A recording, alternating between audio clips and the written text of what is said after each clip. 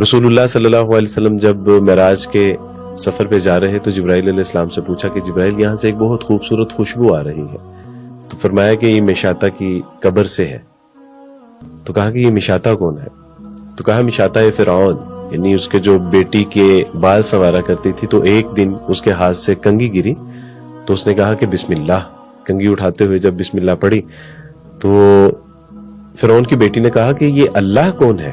میں تو اپنے باپ کو یعنی اس کے سوا کسی کو رب نہیں جانتی، تو یہ کون ہے اللہ کے جس کے نام سے تم کام کا آغاز کرتی ہو، چیزوں کو اٹھاتی ہو؟ تو کہا کہ یہ اللہ وہی اللہ ہے کہ جو میرا بھی رب ہے اور تمہارے باپ کا بھی رب ہے، ہم سب کا رب ہے، خالق کائنات مالک کائنات ہے۔ تو اس نے کہا کہ یہ میں اپنے باپ کو بتاؤں گی کہ تم اس کے سوا کسی اور کو رب مانتی ہو؟ تو فرعون نے اس سے کہا کہ دیکھو اگر تم میرے سوا کسی کو رب مانتی ہو تو اس سے باز آ جاؤ، وگرنہ میں تمہارے ساتھ ایسا معاملہ کروں گا کہ تمہاری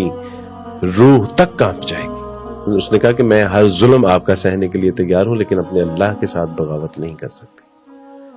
تو فرعون نے حکم دیا کہ ایک تیل کا کڑھا لیا جائے اور اس میں اس کو ابالا جائے۔ جب یہ آگ کی طرح ابلنا شروع ہو گیا تو مشاطہ کے بچے کو لیا اور کہا کہ مشاطہ اب بھی اگر ایمان سے باز نہیں آتی تو اس بچے کو اس جلتے ہوئے سڑتے ہوئے تیل کے اندر ڈال دیا جائے گا، اور تم اگر باز نہیں آئی تو یہ منظر تمہیں اپنی آنکھوں سے دیکھنا پڑے گا۔ اس اللہ کی بندی نے صبر کیا اور دیکھتے ہی دیکھتے جب اس کو اس تیل کے کڑاہ میں ڈالا گیا تو اس کی ہڈیوں سے اس کا گوشت اس کے دیکھتے دیکھتے جو ہے وہ الگ ہو گیا۔ اسی طرح اس کے دوسرے بچے کے، اسی طرح جو ایک بچہ اس کے سینے سے دودھ جو ہے وہ پی رہا تھا، اس کو جب اس کے سپاہیوں نے کھینچا تو مشاطہ کی آنکھوں کے آگے اندھیرا آ گیا اور وہ گری،